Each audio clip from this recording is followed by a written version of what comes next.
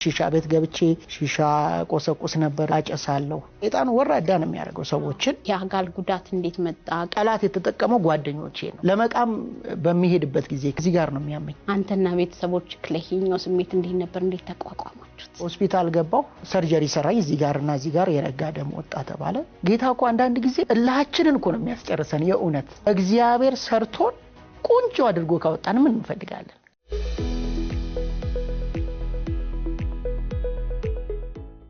ሰላም ጤና ይስጥልን ውድ ተመልካቾቻችን፣ ይህ ብርሃን ሾው ነው በህይወት ቲቪ ብቻ። ተመልካቾቻችን ልክ እንደ ሌሎች ፕሮግራሞቻችን ዛሬም ደግሞ በጣም ቆንጆ ውይይት፣ ንግግር፣ ጨዋታ ይዘንላችሁ ቀርበናል። የዛሬው እንግዳችን ደግሞ ራሱን በማስተዋወቅ ይጀምራል። እንኳን ደህና መጣ ወንድሜ።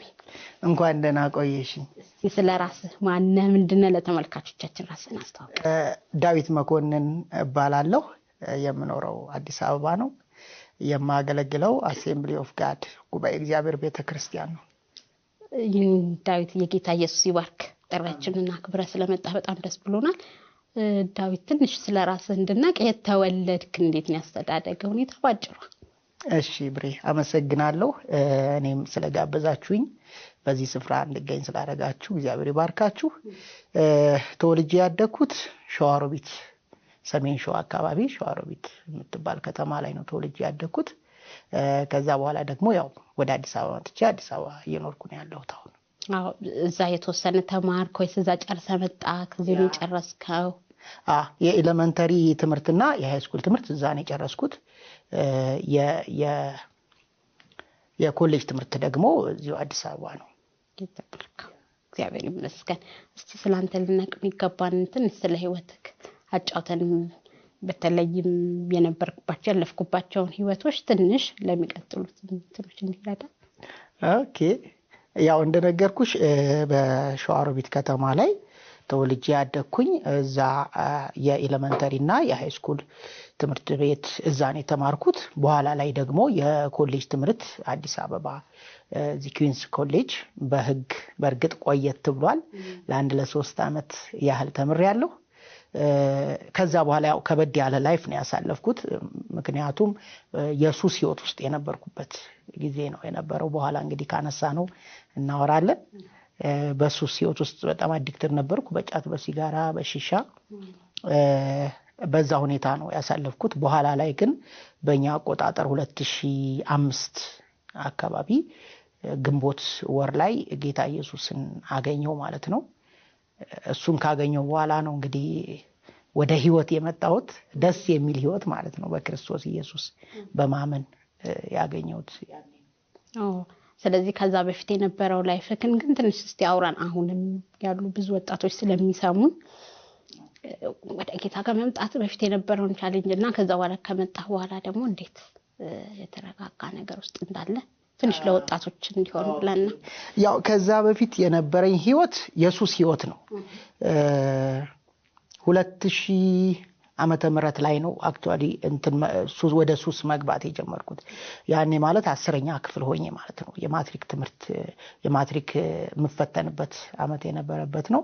በዛ አመት ላይ ነው ሱስ የጀመርኩት። መቃም የጀመርኩበት ጊዜ ነው። ሺሻ ማጨስ የጀመርኩበት ጊዜ ነው።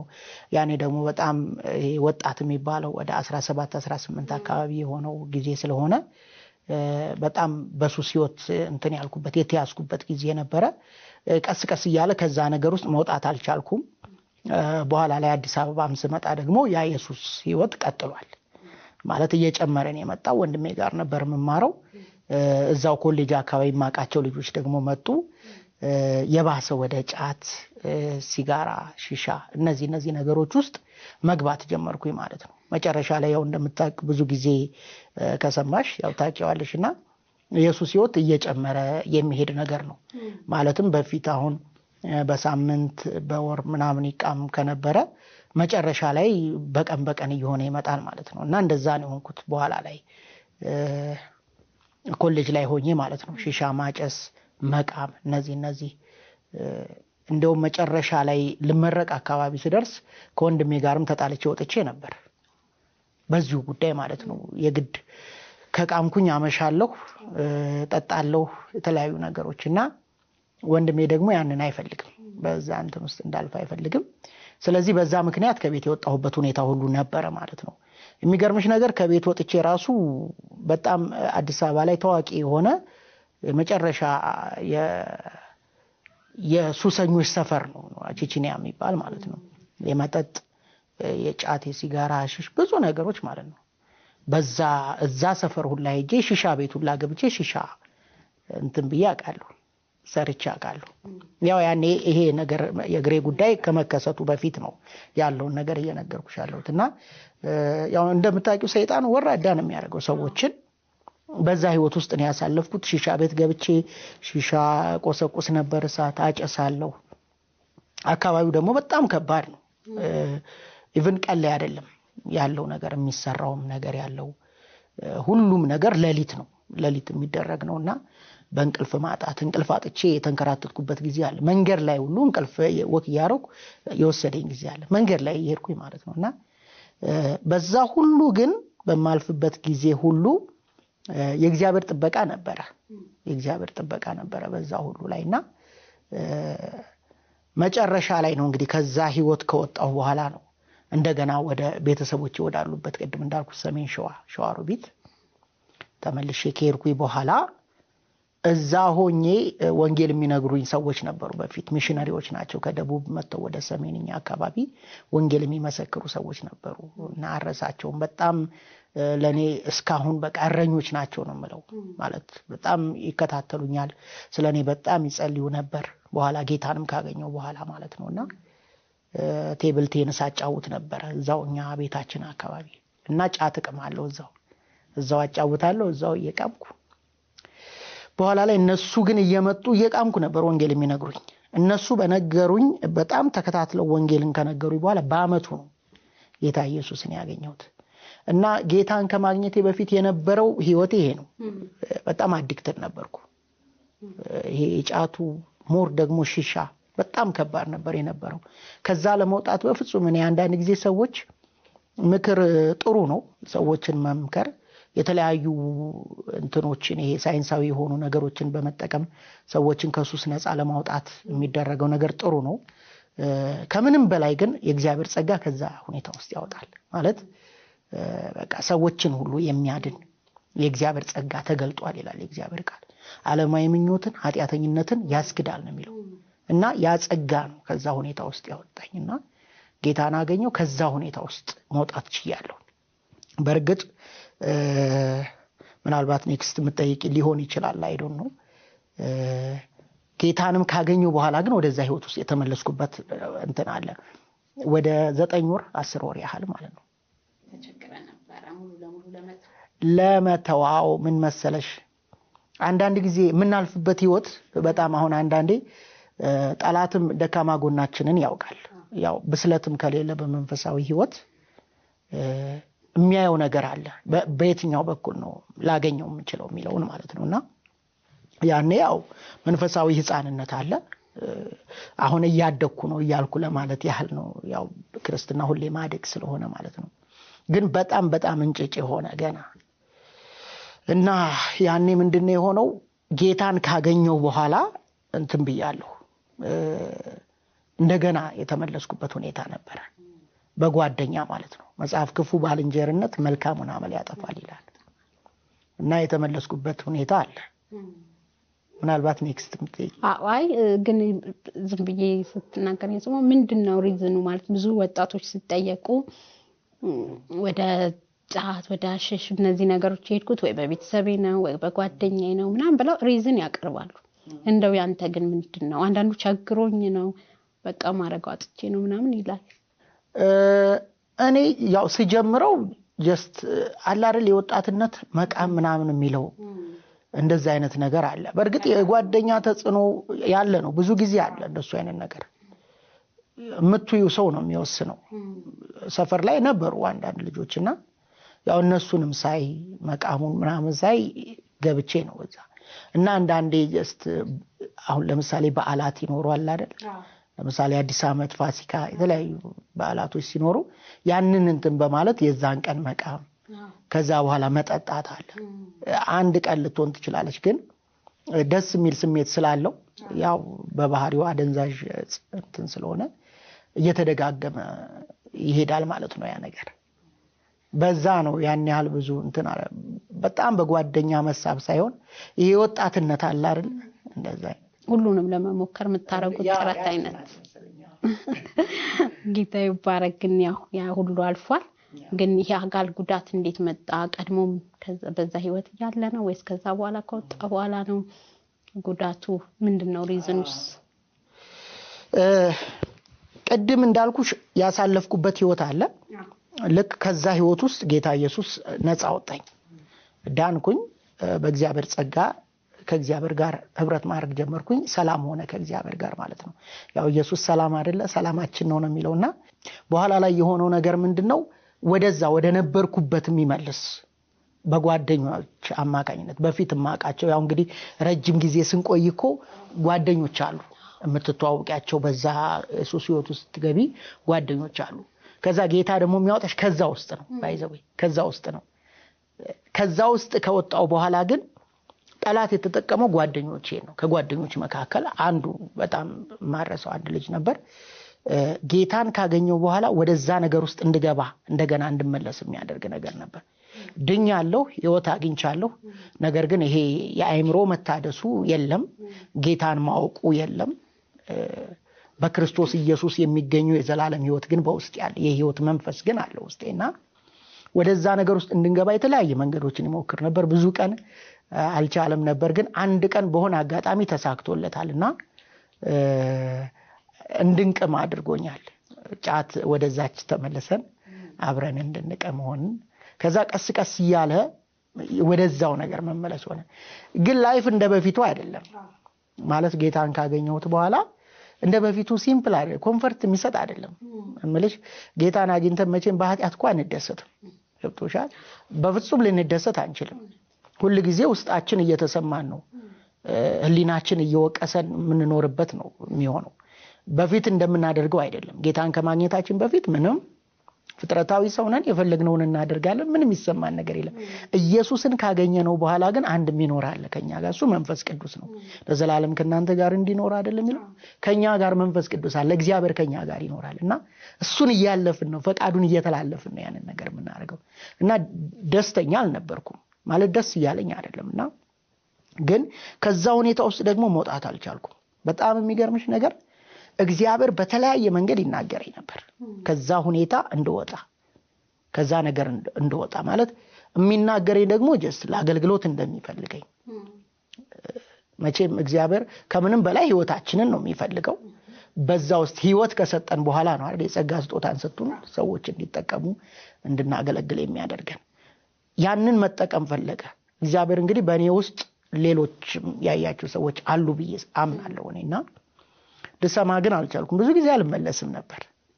እንግዲህ ወደ ጠየቅሽኝ ጥያቄ እየመጣው ነው። ለምን ይሄ ጉዳት የመጣው ከዛ በኋላ ነው። ልመለስ አልቻልኩም ብዙ ጊዜ። ጌታን ካገኘሁ በኋላ ያው የተወለድኩበት ከተማ ላይ ነበር የነበርኩት፣ እዛው ሸዋሮቢት ላይ ማለት ነው። እና እዛ ላይ በነበርኩበት ጊዜ ብዙ ጊዜ ጌታ ተናገረኝ፣ ሊሆን አልቻለም፣ መመለስ አልቻልኩም።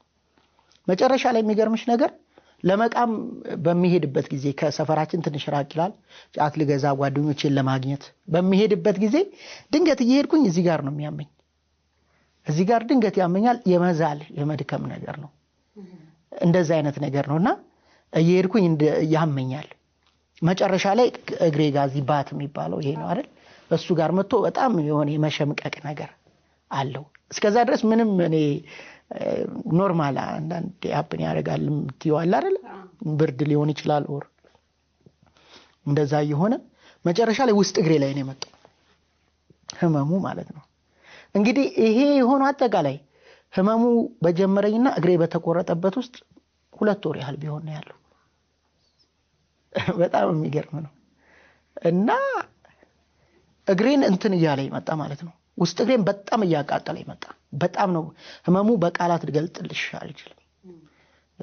በህይወቴ ህመም ሳይ ጌታን ላገኝ በነበረ ጊዜ እሱ አክቹአሊ ይሄ አጋንንታዊ ተጽዕኖ ነው። በጣም ከፍተኛ ራስ ምታት ነበር። ነፃ ከወጣው በኋላ እንትን ብሎኛል።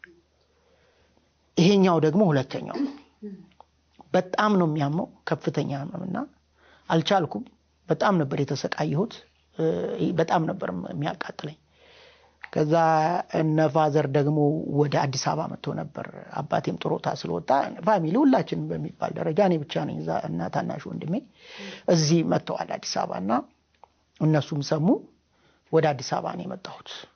ወደ አዲስ አበባ መጥቼ አንድ ትልቅ ወንድሜ ያለ እሱ ነው ይዞኝ ሄደው ኮሪያ ሆስፒታል ሄድ ነው እና ዶክተሩ ሲያይ ደንግጧል ለካ እና ወንድሜ በኢየሱስ ስም ብሎ ሲወጣ አየሁት። ማለት ነግሮት ነው ዶክተሩ ምንድነው ከዚህ በኋላ ጀስት በዊልቸር ብቻ ይሄድ እንጂ በእግሩ እንዳይሄድ ኦሬዲ እንትን እንዳለ ነው የነገረው።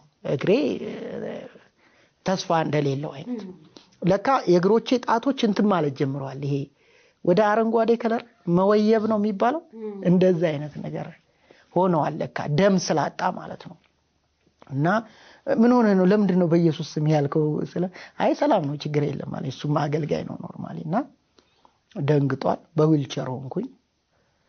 ዶፕለር የሚባል መሳሪያ አለ የደም ዝውውርን የሚያይ እና ደም ዝውውሩ ሲታይ እዚህ ጋር ብሎክ አድርጓል ጉልበቴ ጋር ማለት ነው። እና ቫስኩላር ሰርጀሪ የሚሰሩ አንድ ሐኪም አሉ ተባለ ያኔ። እነሱ ደግሞ እዛው ኮሪያ ነበሩ ሄደዋል ውጪ ተባለ። እንግዲህ ቀን እየጨመረ ነው የሚሄደው። ሪፈር ሲባል ወደ ጥቁር አንበሳ መጣን። አንድ ዶክተር ነብዩ ይባላል ቫስኩላር ሰርጀሪ የሚሰራ። ዓርብ ዕለት ነው የሄድኩት። ቅዳሜ ከሰዓት መጣሱ። አዬ በጣም ደነገጠ። በጣም ወጣት ነኝ 23 24 ነኝ ባይዘው ያኔ። እና ደነገጠ። ታጨሳለህ አለኝ። አዎ አልኩት። ምናልባት እሱ ከመቶ ሰው አንድ ሰው ላይ ሀፕን ያደርጋ እንዲህ ያለ ነገር አለ።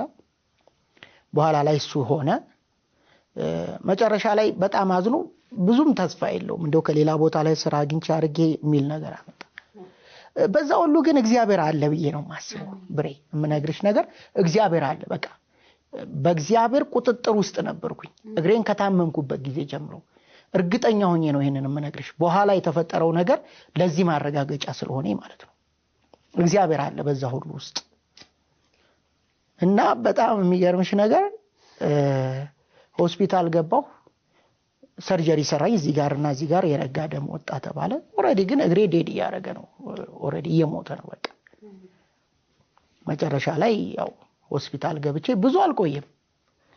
ያየ ነው በቃ ጠቆረ። እየጠቆረ ብላክ ሙሉ ለሙሉ ጠቆረ።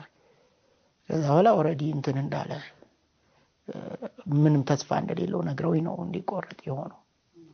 እና እንግዲህ በህይወቴ ለመጀመሪያ ጊዜ ያዘንኩት ማለት ለመጀመሪያ ጊዜ ስለሽ ከዛ በኋላ በእግሬ መቆረጥ ምክንያት ይብዬ አልቅሻለሁ። የዛን ቀን ብቻ አልቅሻለሁ። እውነት ለመናገር አልቅሻለሁና ብዙ ነርሶችም ነበሩ የኔን ሁኔታ አይተው ገና ወጣት እንደሆንኩ ያውቃሉ። ቀላል አይደለም መሰለኝ። አንዳንዴ ነገር ከባድ ነው እንዴ በጣም ምናምን እላለሁ ሁላ እግር ተቆርጦ ምናምን በቃ ማለት እግዚአብሔር በጣም ሲምፕል አድርጎልኛል ብዬ ነው የማስበው። እግዚአብሔር ጸጋ ምንም ትምክት የለኝም። እና ያ ነገር እንትን ካለ በኋላ ከጠቆረ በኋላ ተቆረጠ። 5 ቀን አካባቢ ነው ሆስፒታል የቆየ ነው። ያው እግሬን እንትን ካልኩ በኋላ ፋሚሊ በጣም ተሰማቸው፣ በጣም አዘኑ። መጨረሻ ላይ እዚሁ አሁን ያለሁበት ሰፈር ጀሞ ነው የነበርኩት።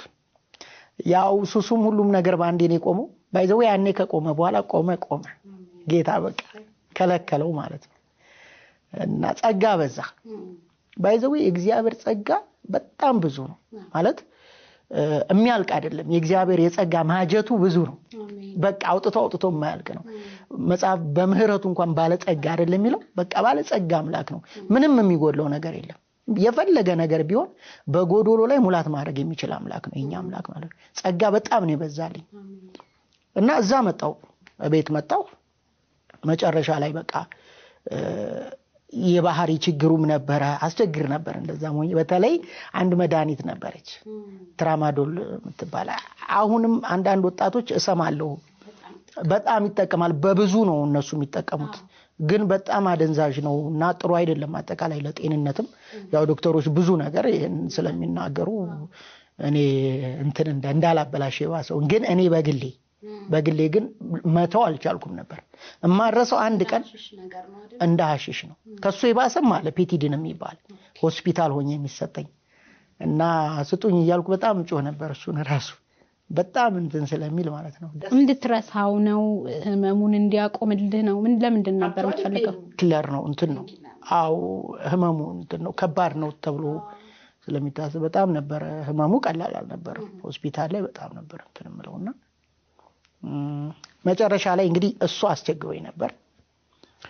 ቤተሰብ ደግሞ በቃ አሁን አያስፈልግም እሱ ዶክተሮችም በቃ ከዚህ በኋላ ትራማዶል መውሰድ አይጠበቅብኝ። እኔ ግን ወስድ ነበር።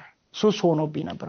ግን በጣም የሚገርምሽ የማረሰው በቃ ወደ ህይወቴ ሪስቶሬሽን እየመጣ እንደሆነ ማለት እግዚአብሔር ወደ ህይወቴ እየመጣ እንደሆነ በጣም እረዳ ነበር። የሚገርምሽ ነገር የሆነ ማስቻል የእግዚአብሔር ጸጋ አይደል የሚያስችለው። አንድ ቀን ማረሰው አንድ ናት የቀረችኝ። እየቆጠብኩ ነው የምጠቀመው ትራማዶል። ገንዘብም አይሰጠኝም ለመግዛት ነው። እቻት የመጨረሻ በቃ ብዬ ወጪ ያፌን ቃል ነው ያጸናው ጌታ እና ተውኩት ከዛ ቀን በኋላ ማለት ነው። ከዛ መጨረሻ ላይ እንግዲህ ወደ ህይወት እግዚአብሔር እየመጣ እንደሆነ የገባኝ አንዳንዴ እየዘመርኩኝ አንዳንዴ እስቲ ልጸልይ ዝም ብዬ እኔ ጌታ ሆይ ናልኝ አላልኩም የሆነ ነገር ግን ድንገት ኃይል ይመጣል። ያ ኃይል ደግሞ የሚያጽናና ነው። መንፈስ ቅዱስ ሪስቶሬሽን ጀምሯል በህይወቴ ላይ ያኔ ማለት ነው። ሪስቶሬሽን እንደጀመረ ገባኝ ማለት ነው። እና እግሬ በዚህ ምክንያት ነው እንትን ያልኩት። ጌታ ይባረክ። እግዚአብሔር ሁሉንም መንገዶች አይደለ እግዚአብሔር እንደሚወዱ እንዳሳቡ ለተጠሩ ነገር ሁሉ ተያይዞ ለበጎ እንዲደረግ እናውቃለን ይላል መጽሐፍ ቅዱስና በጣም የሚያሳዝን የሚያስከፋ ቢሆንም ግን እግዚአብሔር ለመልካም እየተጠቀመበት እንደሆነ እኛ ምስክሮች ነን እያየን ነው። ጌታ ይባረክ። ግን ብዙ ሰዎች ላይ ከራሳችንም ኤክስፒሪየንስ እንደምንረዳ እንደዚህ አይነት ሰደን የሆኑ አካል ጉዳት ሲመጡ በጣም ብዙ ስሜቶች ነው የሚዘበራረቁት። ይሄንን ማድረግ ብችል ኖሮ ይሄንን እንደው አረጋው ነበር አሁን ግን አላረጋውም ስላለ ወላጆችም ቤተሰቦችም የሆነ ቀን ይመጣብሃል አይደለ ስሜቱ የሆነ ቀንና አንተና ቤተሰቦች ለሄኛው ስሜት እንዴት ተቋቋማችሁት? እኔ ቤተሰቦችን ያጽናናዋቸው እውነት ለመናገር ማለት እዚህ ጋር የእውነት ከእውነቴ ነው። ይሄ ዝም ብሎ አይዟችሁ እንዴ ብዬ ዝም ብሎ ሞራል ለመስጠት አይደለም። ምናልባትም እንደው ይሄን ፕሮግራም ሲከታተሉ የተለያየ አካላዊ ጉድለት ያለባቸው አካል ጉዳተኞች የሚባሉ ሰዎች አሁን የምናገረው የሆነ ሞራል ለመስጠት ምናምን አይደለም። የእውነቱን ነው የምነግርሽ፣ የልቤን ነው የምነግርሽ። እኔ ቅድም እንዳልኩሽ እግሬ የተቆረጠ ቀን አልቅሻለሁ። ማንም ሰውነቴ የተገለጠበት ነው ባይዘው ምንም ሰውነቴን የተገለጠበት ሰው ስለሆንኩ የሚሰማን ስሜት አለ። ታለቅሻለሽ። ስሜት በተለያየ መንገድ ይገለጣል። የሚገርምሽ ከዛ ቀን በኋላ ሰዎች እያለቀሱ እንኳን ወደኔ ወይኔ ምናምን ብለው ከመጡ ነው ምናምን ነው ማለት በጣም ነው እንደውም እንትን የሚለኝ። እኔ እንደውም በጣም ሲምፕል አድርጌ ያስኩትና እንዲህን ያልከባድ ምን ሆኖ ነው ብዬ እንዳስብ ከባድ ነገር ነው በጣም ማለት ነው ምናምን ብዬ እላለሁ። ቤተሰብ አልቅሷል። እግሬ የተቆረጠ ቀን ኤክስፔክት ይደረጋል። ወንድሞቼ፣ እናቴ፣ አባቴ፣ ሁሉም ሰው ይሄንን ትጠብቂያለሽ። ሁሌ እየመጡ ግን እግሩን ብሎ ምናምን ቢሉብኝ እኔን ነው እንትን ሊሉ። ስለዚህ እኔ አስቀድሜ እነሱን አጽናናዋቸው ማለት ነው። ማለት የኔ መበርታት ግን መጽናናት ሆኖላቸዋል ብዬ ነው የማምነው። የኔ ብርታት ለነሱ መጽናናት ሆኗል። አሁን ያያሉ ላይፌን ለመሰለሽ ቅርብ ናቸው። የነበርኩበትን ህይወት ያውቃሉ ቤተሰቦች፣ በተለይ እናትና አባቴ መጨረሻ ላይ ከነሱ ጋር ስለነበርኩ የነበርኩበትን የሱስ ህይወት ያውቃሉ። እኔ ማለት ሮጬ መጥቼ ሰክሬ ሌሊት የቤታችንን ትልቁን በር እንደዚህ ዘልዬ ነው የምገባው። እንደዚህ በእንትሩ ላይ አድርጌ እንደውም አንዴ ጦሩ እንደዚህ ስቶኛ አካል የቤቱ በር ጦሩ ማለት ነው። ለእናቴ ነገራት በጣም በቃ ኢማጂን ሌላ ቦታ ላይ ቢወጋይ ምናምን የነበርኩበትን ህይወት ያውቃሉ። እሙልበትን ውሎ ያውቃሉ። ምሰክረውን ስካር ብዙ ነገሮች ሁሉን ነገር ያውቃሉ። በተለይ እነሱ አሁን እግሬ ሎስት አድርጌ የሕያው እግዚአብሔር አገልጋይ ሆኜ የተለወጠ ህይወት በእኔ ላይ ሲያዩ እጅጉን ነው የሚደነቁት። እውነቱን ስነግርሽ ማለት ነው። ይሄንን ደስታ የሰጣቸው እግዚአብሔር ነው በእኔ አማካኝነት ብዬ አምናለሁ። ቤተሰቦቼ ደስ ይላቸዋል በዚህ እንዳልሽው ፊሊንጎች ይኖራሉ ቤተሰቦች ላይ ነበረ። በዚህ ሁኔታ ነው የቆመው። የኔን ደስታ ተመለከቱ።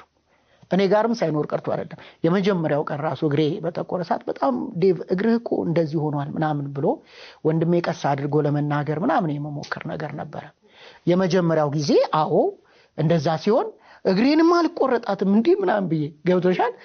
ደህና የሚሄደውን ሰውዬ እግሬን ቆርጦ ምናምን ነው ማስበውና እንዴት ሚል ነበረኝና በኋላ ላይ ግን የሚገርምሽ ልቤም በጣም ደንዳና ስለነበረ ጌታ እኮ አንዳንድ ጊዜ ይሆን እላችንን እኮ ነው የሚያስጨርሰን። የእውነት ስለሚወደን እኮ ነው ባይዘው። አንዳንዴ እንደዛ ይሆናል። በጣም ደንዳና ልብ ነበር እና የፈረሰ ነው ሄደው። በቃ እውነት እግዚአብሔር ሰርቶን ቆንጆ አድርጎ ካወጣን ምን እንፈልጋለን? በቃ የሕያው እግዚአብሔር አገልጋይ ከሆነን የሕያው እግዚአብሔር ልጆች ከሆነን በቃ ምንም የዚህ ዓለም ኑሮ እኮ የሚያልፍ እኮ ነው አይደለም? የዚህ ዓለም መልከ ጣፊ ነው አላፊ ነው ይላል እኮ መጽሐፍ ሲናገርና ምንም የዘላለሙን ጌታ ነው የምናገለግለው። የማይለወጠውን ጌታ ነው የምናገለግለው። የምንኖረው 70 ግፋ ቢል 80 ከዚያ በኋላ ለድካም ነው ይላል የእግዚአብሔር ቃል እንኳንና ይኖራሉ እንዳልሽው ሐዘኖች ይኖራሉ። ግን ከምንም በላይ እነዛን ሐዘኖች ደግሞ እግዚአብሔር የሚያስረሳበት የራሱ መንገድ አለ። እኔ ላይ ጸጋና በዛ እኔ ላይ የበዛው ጸጋ ተገለጠና ለቤተሰቦቼ መጽናናት ሆነ። እኔንም ከምንም በላይ እኔን አጽናናኝ ማለት ነው። እንደዛ ነው የሚታለፈው። ሐዘንማ ይኖራል። ስሜት አለ። ስሜታችንን መካድ አንችልም። አዎ ዲና ያናረገውም። አዎ ጌታ ይባረክ። ተመልካቾቻችን የውይይታችን በዚሁ አላበቃም። ቀጣዩን ክፍል ሳምንት ይዘን እንቀርባለን። አብራችሁ እንድትቆዩ እንድትከታተሉ እንጋብዛችኋለን። መልካም ቆይታ።